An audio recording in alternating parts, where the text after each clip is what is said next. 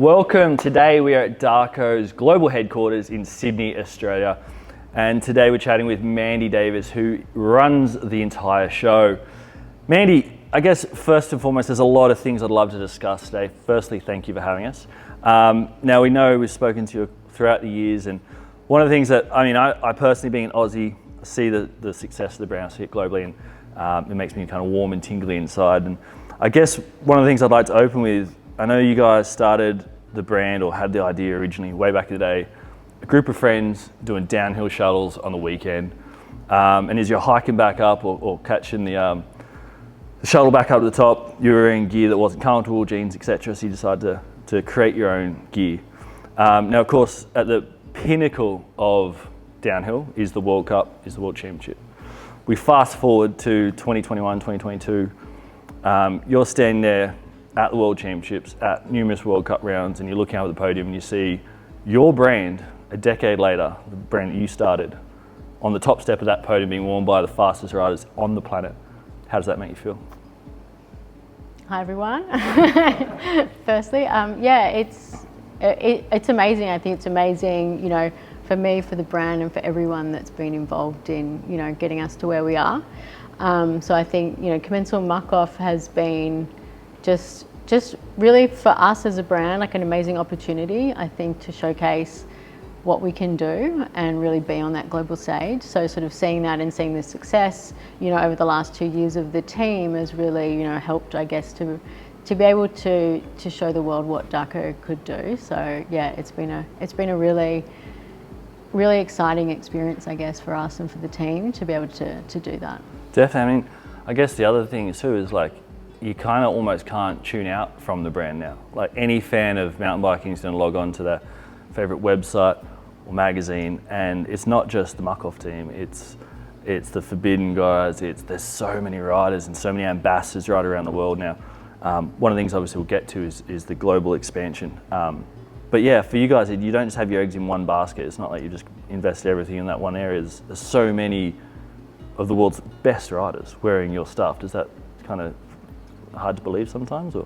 I don't know. I don't think, not necessarily hard to believe. I think that's sort of where we want to be, and that's where we need to be. I think for us and our athletes, it's always been it's like a natural evolution. It's almost like we never kind of went out searching for someone. Most people came and asked us if we could clothe them. So I think we've kind of just grown, and our team has grown with people that resonate with the brand, if you know what I mean. It's it's almost like we didn't try to do that. It's like, I think Carl Strait was our first athlete. I can't remember the year, maybe 2017, but basically, we just got an email from him and he had this whole intro about who he is, and we're like, what the? Like, it was like, yeah. And I'm like, you do not need to explain who you are. Like, that was just nuts. And I think, it kind of just started from there, and that is the way everything, I guess, sort of transpired for us, for the athletes. So it feels like it's just this really cool natural progression, and I think the people that we work with are genuinely people that have an affinity to the brand, and that, it just feels like it should be that way. And I think, having the athletes as well has, taught us, or just one more point on that, I guess, was like, sometimes, athletes come to you and you're like, oh, how am I going to make that work? Like, or how am I going to be able to invest that? And especially as when we were a smaller brand. And I think one thing that we've done as a brand is just try to say yes to as many opportunities as come our way, and be open to whatever it is, as long as we believe there's someone that we want to work with. So I think, we sort of just ran with everything and kind of make it work. So I think that's kind of been something that has sort of been at the core of what we do. The recipe of success. Recipe. Just go with the flow and see, I guess take those opportunities as they come. So it's obviously quite incredible what you guys have been able to achieve as a brand to this point. Now, two words you used before you're talking was expansion and growth. Obviously, the way the business and the company has expanded so heavily over this last sort of 10 or so years. Tell us a bit about how that journey has been, and I guess some of your philosophies you and your core team Have you tried to be as aggressive as possible and like hit the market as hard as possible, or has it been somewhat more organic? Yeah, tell us a bit about kind of your approach to how you've gone from humble beginnings to one of the most recognised brands in all of apparel and all of MTB. Yeah, awesome. Yeah, that's a hard one, but we definitely didn't. I guess it's very similar to the athletes. Like what happened originally was we kind of opened up our website to be able to ship globally. You know, we were shipping worldwide, and you know, in some months we'd be shipping to like 50 countries. And we were kind of like, wow, you know, there really is an opportunity to be shipping globally and, you know, become this global brand, which was really something that I always wanted us to be. And I mean, personally for me, my mum's from Canada, I'm Aussie, my husband's French, I live in Paris for 10 years. I've kind of lived a lot in Canada, so just being in that part of that global community. So I always felt like DHaRCO needed to be a global brand, kind of to have the impact that we wanted. And yeah, so I guess that was a natural progression, but there was just a success of the brand online, and that people were wanting to buy it in other countries. And then from that,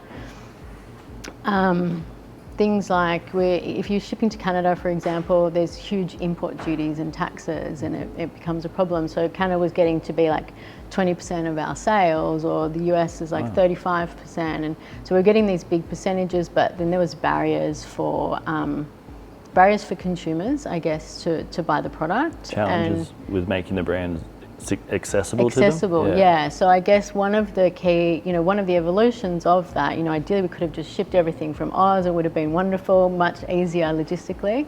But really for the customer, we wanted to be accessible and then part of the local community. So for us to do that, what we've done now is we've firstly set up a warehouse and a showroom in Squamish in Canada.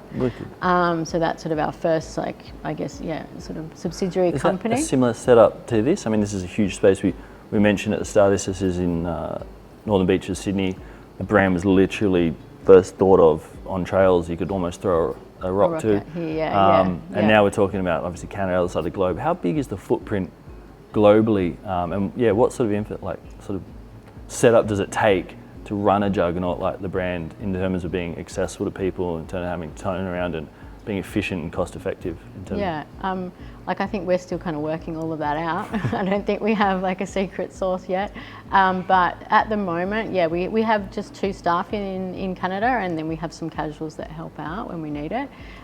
We've got a warehouse, but a lot smaller than this. Like here is really the hub, and where, you know, the marketing, the product development, everything that really drives the brand comes from. And we've got like a really strong Aussie, I would say, we call them our sort of OG team, like our core team, and there's really like 5 of us. So Matt is part of that, that's filming this interview, and there's sort of like a really, I guess, a core group that is the foundation of the brand, and, you know, that have pretty much been there from the beginning.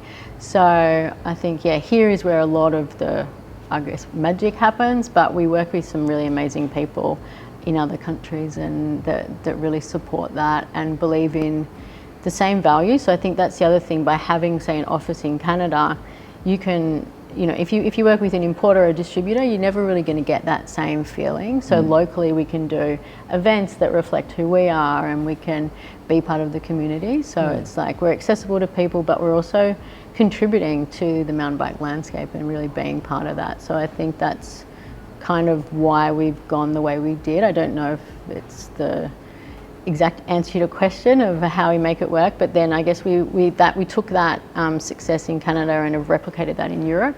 So we did it sort of almost a year and a little bit ago in Canada, and then now we've just launched Europe in November last year. Wow. So whereabouts is that? It's in the Netherlands. Oh, cool.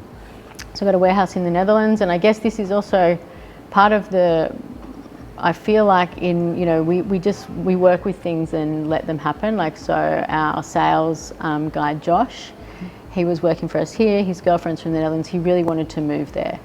And so we wanted to expand into Europe. So we're like, well, hey, do you want to go set up a warehouse? So, you know, it's sort of those sorts of things, like, let's just, you know, work with people that we like and trust, and, you know, we're all part of this community, and use that, like, to, to go and expand in Europe and then benefit that person at the same time. So I guess incredible to hear how this kind of core OG team, as you say, has kind of achieved so much, and seems like a part of it is a bit of a luck and coincidence and taking opportunity as they come, especially navigating across the challenges that have been the last few years in particular. And you guys have still managed to just continue to skyrocket and keep your vision.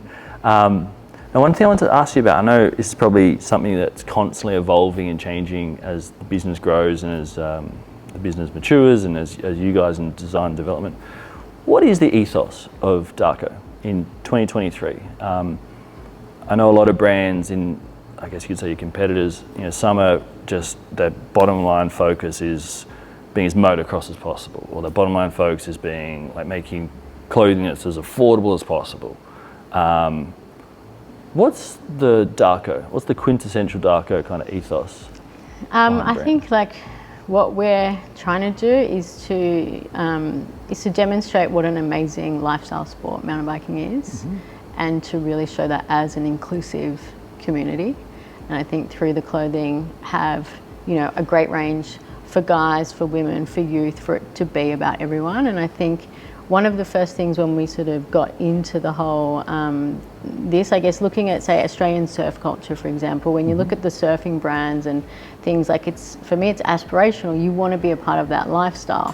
Whereas I feel like in mountain biking, some of the bigger brands were not maybe focused on that, or they almost made it look like it was unattainable to be a mountain biker. I think 10 years ago when I would tell people I ride bikes, like they would be like, oh, that's so dangerous, or it's so crazy. Extreme. So it wasn't, so I think something that is really valuable to us in DHaRCO is to make mountain biking accessible, to show people what an amazing lifestyle it is. Because I think for me, I love to ski. My mum's Canadian. We've got a house in Whistler, spent time there. So I feel like mountain biking is the same, but it wasn't accessible in a way. So the brand's ethos is really making that accessible to people, and to focus on the lifestyle element. To focus on the lifestyle, and I think we do that through having clothing that we feel is fun. We, like just easy, like good fitting for all different people. I think maybe as well a lot of brands developed with famous professional athletes and using them,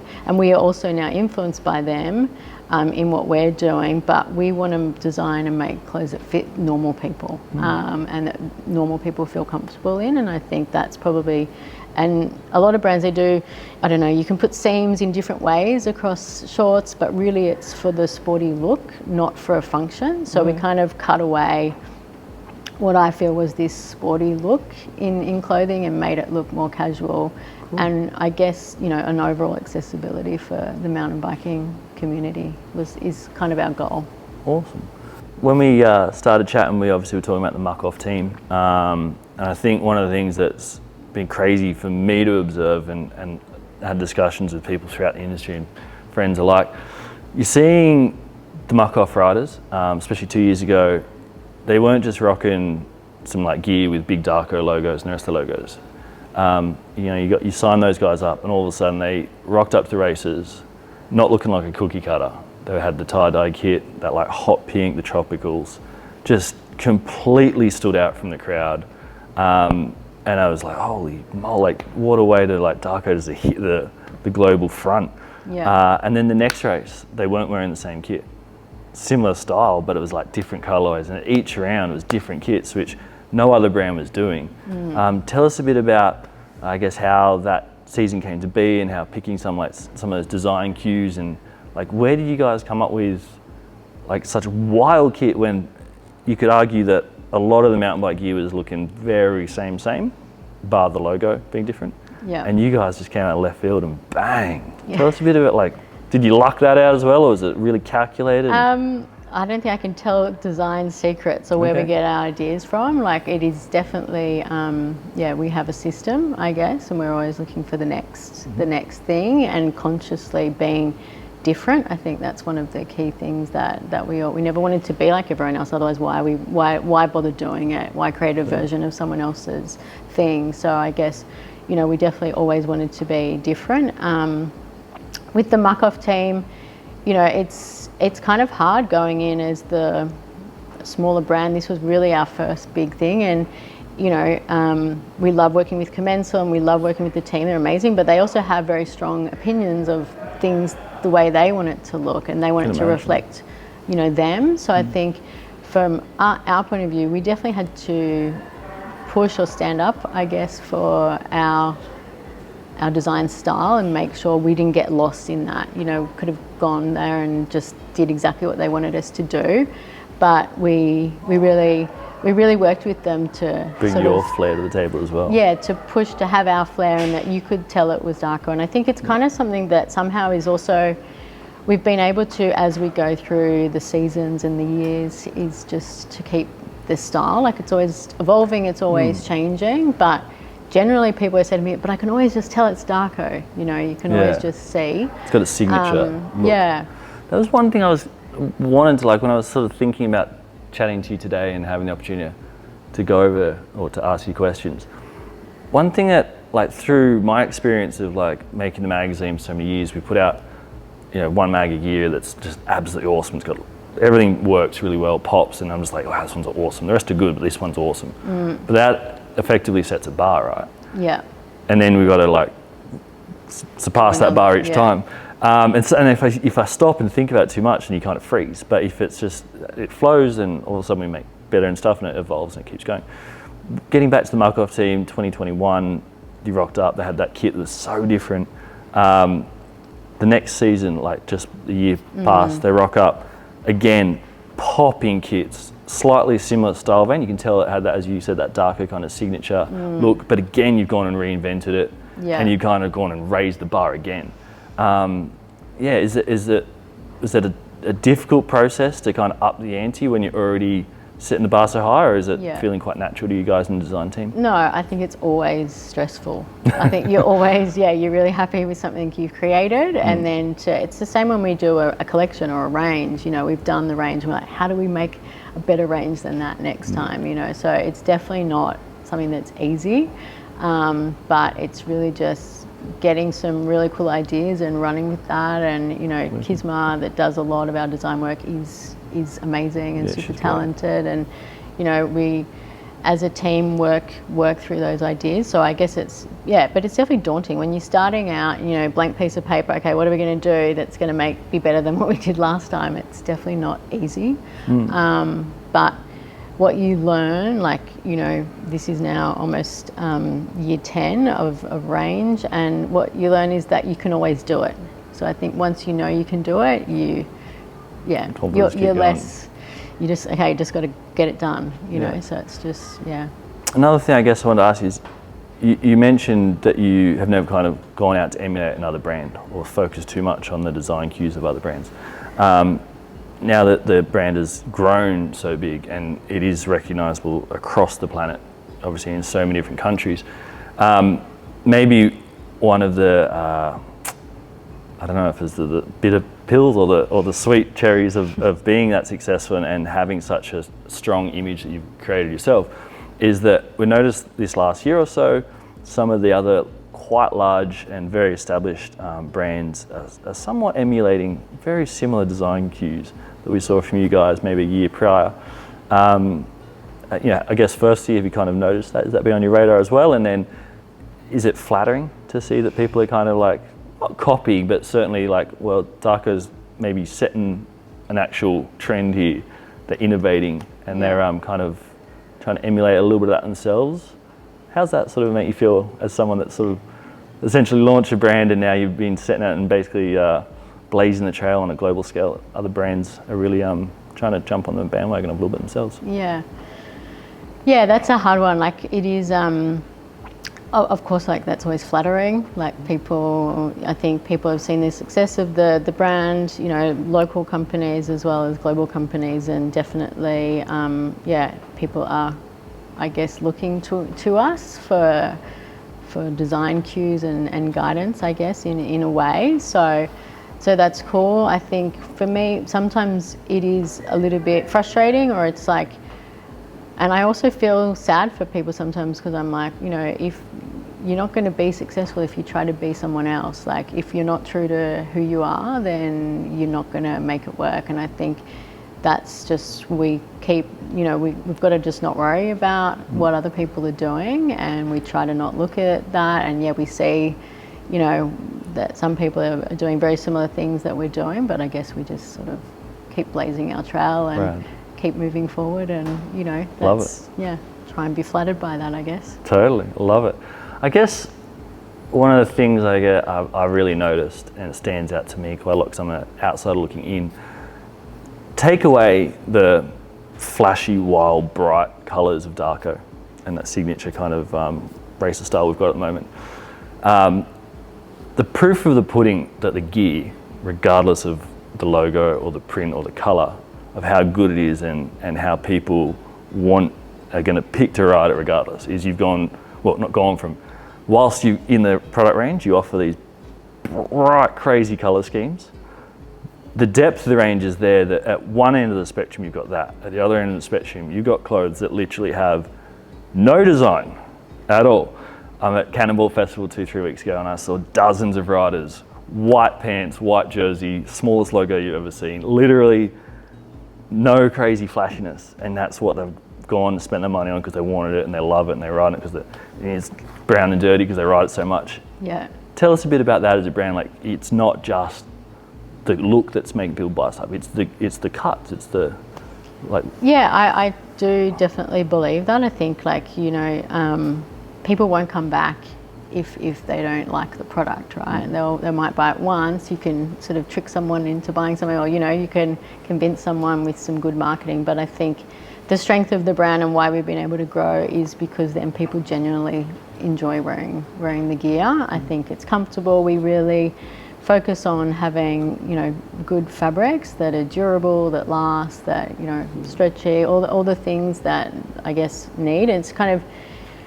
It's interesting when I look back as well. So when we first started, there didn't exist a pair of shorts without a liner. We were one of the first people at the time that went down that path, and we were really started at a time when the industry definitely started changing. But I think, just having products that really work for people, then means that you can sort of continue to go on. You mentioned, the success of the brand, I guess, in a way, but one thing that I really loved was there's Vital, MTB does a survey every year. I don't know if you know the Vital survey. Follow them, sure.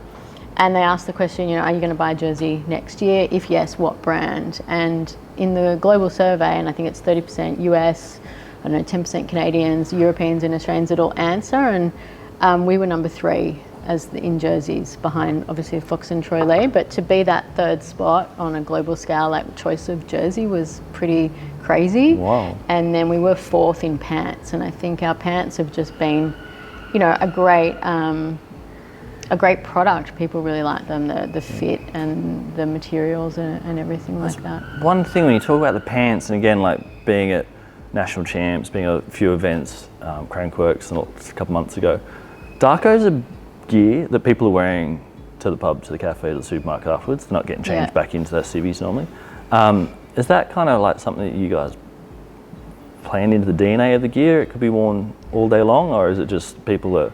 Yeah, I think, I don't know, we didn't want it to be too, if you look at a lot of mountain bike pants, their butt sort of sags and, they're sort of built for certain style. But yeah, I guess ours almost look a bit more like a pair of skinny jeans when you're wearing them. My mum wears them golfing, or I think as a team we always have a leopard pants day, and we'll all wear leopard pants, and then we go out for a drink, and it's we always have the more fun in leopard pants, right? So I think it's, I don't know, and a lot of people will wear them to work, or mechanics will wear them working. So they just sort of they work for both, I guess. One thing you mentioned there is it's fun.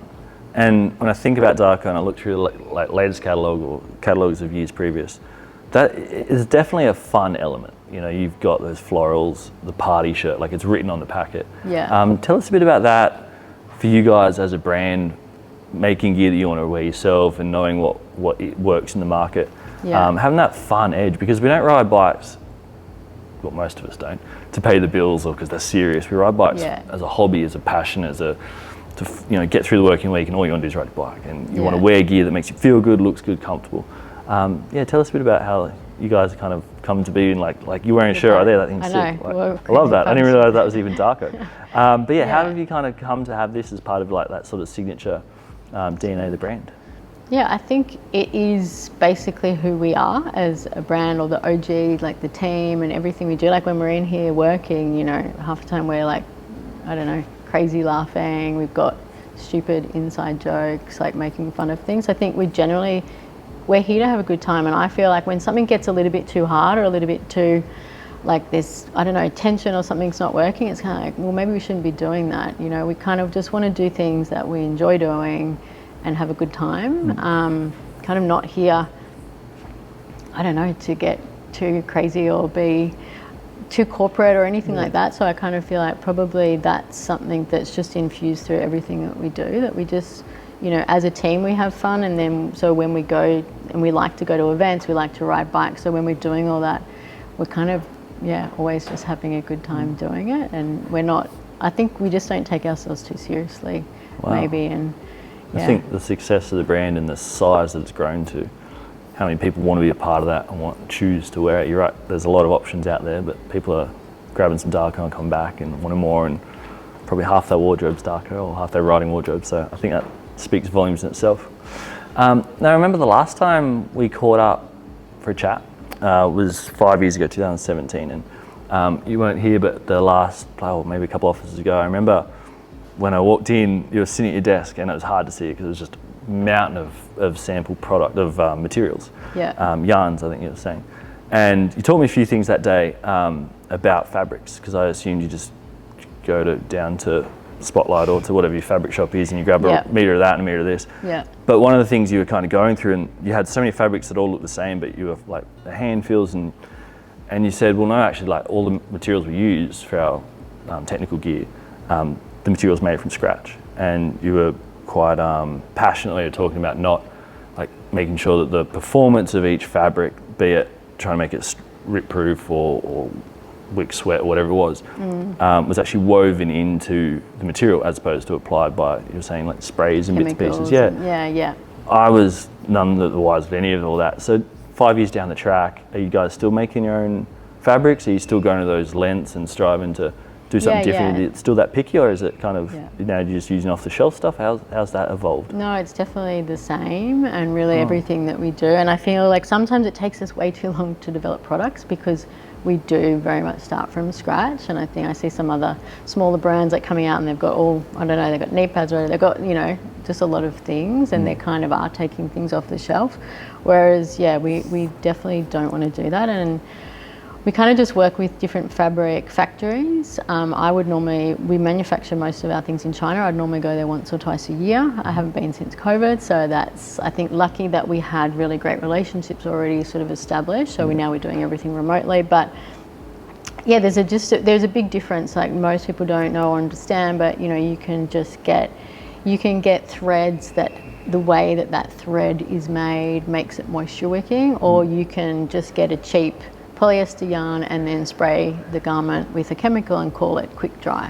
So there's kind of different methods, I guess, of making garments that a lot of people don't really understand or know about. So yeah, we definitely go down the path of making things that are made with yarns that actually have the function built into them.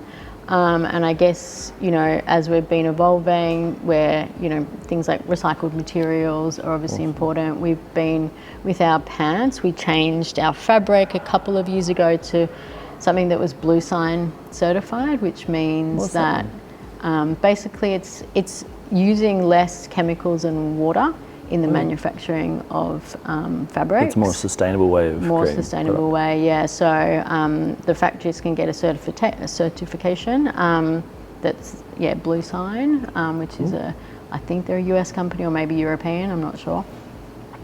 So yeah, we just make sure our fabrics sort of can be certified like in that way, and really cool. Yeah.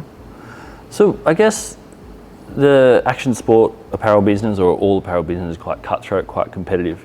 And big companies need to, I guess, not gamble too much and then go the safe bet. Now, when you're looking at designing mountain bike gear, most brands would look at the biggest common denominator, the safe bets, design stuff for men, for the male riders. And then maybe the female stuff and the kid stuff just a size small, kind of a bit of an afterthought.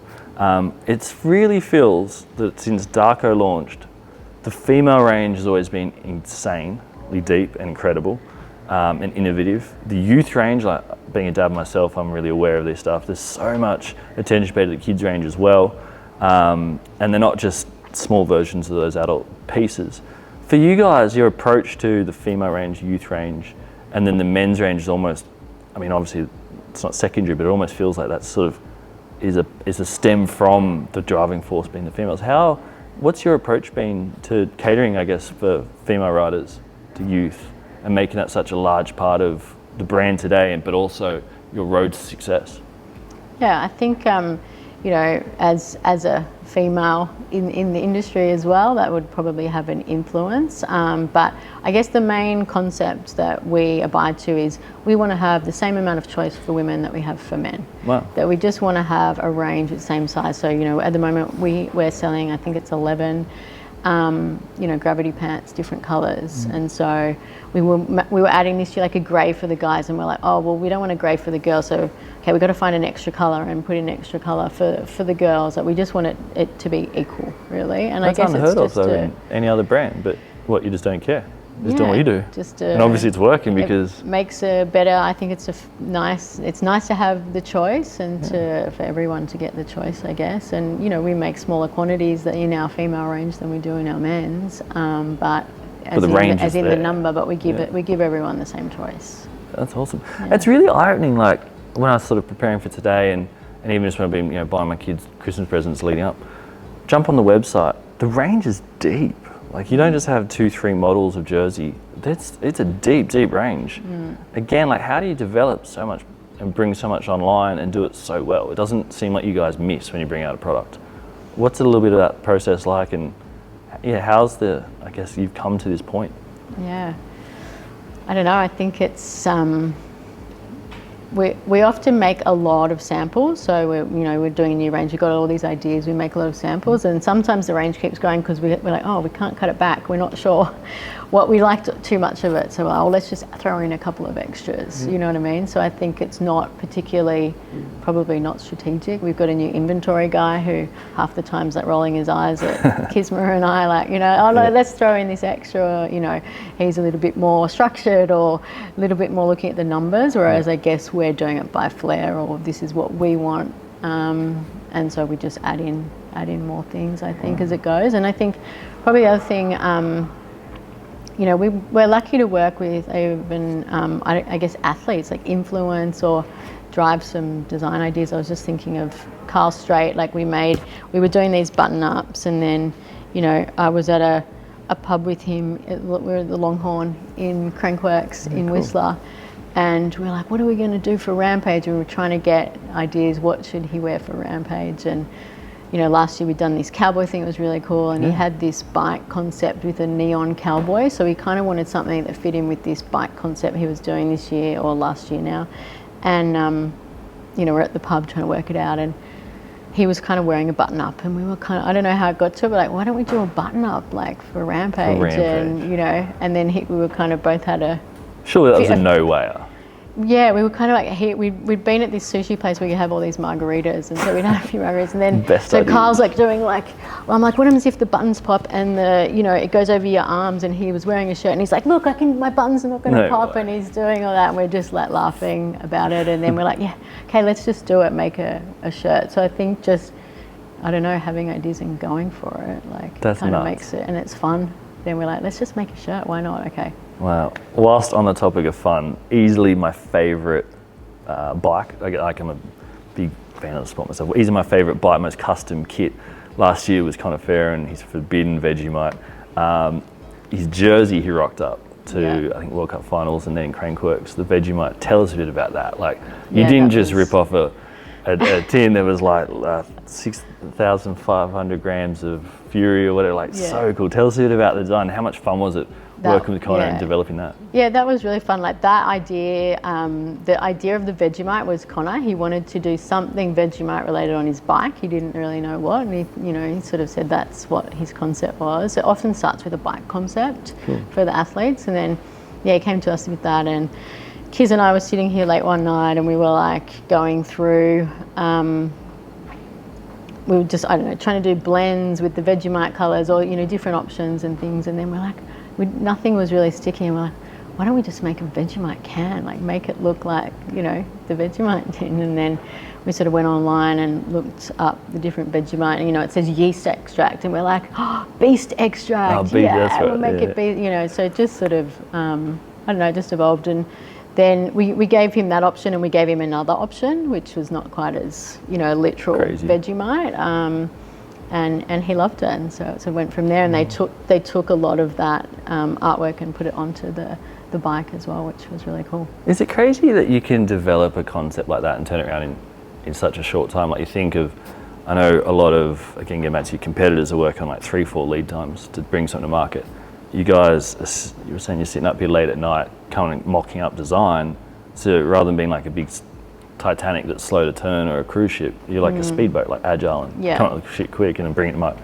Like, is it pretty crazy being still having a company the size you are, but still being able to be so responsive and well, I think like moving? the reality is we're still a small team, and we're still it is then easier for us. There's no, I don't know, approval process or very formal structure in place, so it's really like, okay, we get an idea, we want to do it, and we just make it happen. So I think it's just, it's probably a real strength being smaller and being way less corporate, I think, than the other people. And I think it's also a testament, like we really focus on mountain biking. Like, that's what we love, that's what we do, that's who we are. And I think that's probably also a slight difference to some of the bigger companies that, you know, they've got so much on their plate, whereas we're just, you know, laser focused on this is our thing, and making that the best it can be.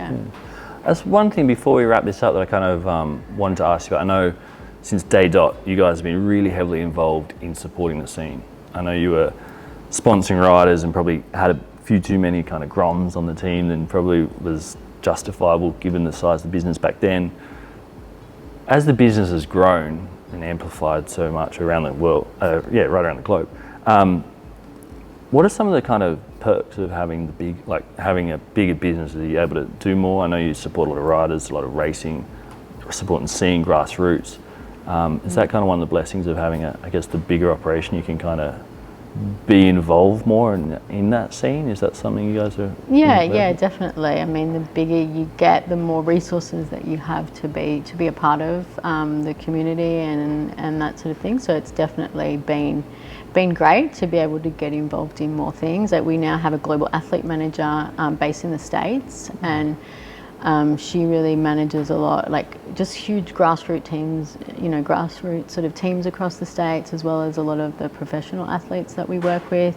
Some of them, you know, come direct to me still. We have like a bit of a network of different things, but being able to have her there and like support the athletes and be a part of it. And then, but I think, you know, we also we love going to the local fiver ride with the Garigal Gorilla Mountain Club, Wednesday and night. You know, cooking. Like, when we do it, like, it's normally everyone cooks sausages. Like, we cooked a really nice, like, what do we cook, burritos, and, you know, make a nice spread for everyone, have some margaritas after the ride, and just make it fun. So but we're as happy doing that and just doing some local stuff, or, you know, going to see Rampage and hanging out with Carl Straight, or going to the World Cup and, you know, being in the tent. I think that's, it's an honour to be able to do all of that, I guess. And the bigger we get, the more opportunities that there will be. But I think the good part about that is that we, you know, it's not any one person. Like, everyone in our team last year, I think last year in March, I went to the first World Cup